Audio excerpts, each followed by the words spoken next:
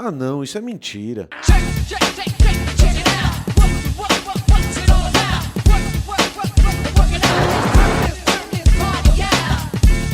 O Garrancho de hoje vai falar sobre cores.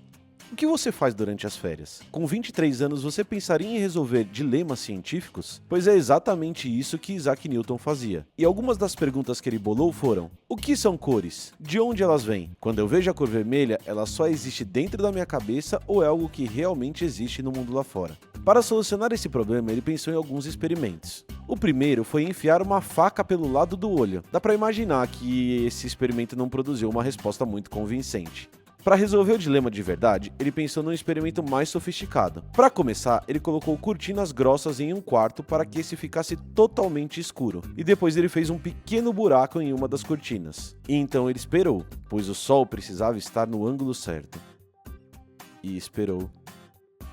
E quando o sol atingiu a posição perfeita, um raio de luz entrou pelo buraco e atravessou o quarto. Imediatamente, Newton pegou um prisma de vidro e colocou na luz, e ela se transformou em um arco-íris na parede. Ou, nas palavras de Newton, uma imagem colorida do sol.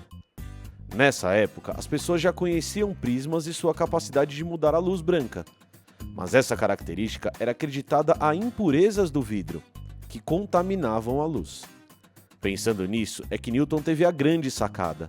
Ele pegou um segundo prisma e colocou apenas na faixa azul do arco-íris. Se as cores viessem do vidro, mais cores deveriam ser adicionadas à cor azul, ou ela deveria ser transformada. Mas o que aconteceu foi nada. A luz continuava azul, e ele pensou: se a luz não está sendo contaminada pelo prisma, talvez o prisma não estivesse contaminando a luz branca. Talvez as cores viessem de dentro dela. Ele deduziu que o primeiro prisma dividia a luz branca em suas partes constituintes. As cores são a luz. Ele obteve a resposta.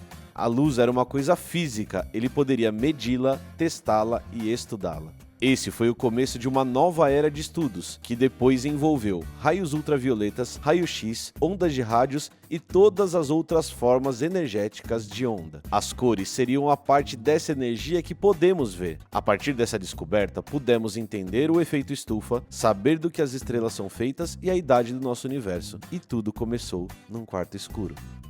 Mas nem todos ficaram contentes com essa descoberta. Os poetas reclamaram, pois Newton havia retirado toda a poesia do arco-íris. Mas as cores que vemos, a nossa percepção de cor, é real?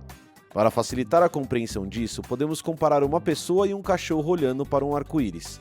Nosso arco-íris é tipicamente de 7 cores: vermelho, laranja, amarelo, verde, azul, anil e violeta. No caso do cachorro, ele começaria no azul, depois passaria para o verde, teria um pouquinho de amarelo e é basicamente isso. A diferença entre os olhos dos homens e dos cachorros é apenas uma. Nós temos cones para perceber as cores azul, verde e vermelho. E os cachorros só azul e verde.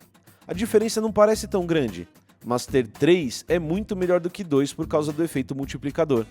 As cores podem se combinar. Vermelho e azul formam roxo, por exemplo. Então, ao adicionar um tipo de célula receptora a mais, podemos obter 84 combinações possíveis que os cachorros não conseguem ver. Ganhamos, certo? Mais ou menos. Os pardais têm um tipo de cone a mais do que a gente, e isso permite que eles enxerguem ultravioleta. Algumas borboletas têm 5 ou 6 tipos de cone, conferindo visão infravermelho, ultravioleta e cores entre o azul e o verde que a gente nem imagina que existem.